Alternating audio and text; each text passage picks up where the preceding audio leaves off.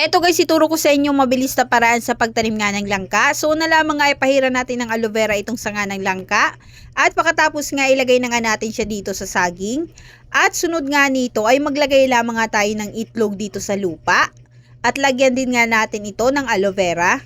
At pakalagay nga natin dito ng aloe vera, ay lagyan din nga natin ito ng saging. At pagkatapos nga ay haluin lamang nga natin ito dito ng mabuti. At sunod nga ilagay na nga natin itong sanga ng langka at saging. At tabunan lamang nga natin ito ng lupa. At pagkatapos nga ay diligan lamang nga natin ito ng soft drinks.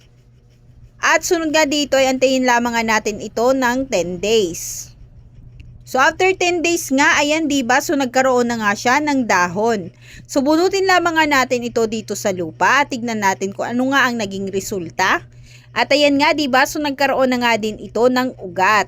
So pwede na nga natin itong ilipat ng lupa o kaya naman nga i-transplant. At after 150 days nga, ito na nga ang kanyang mga bunga.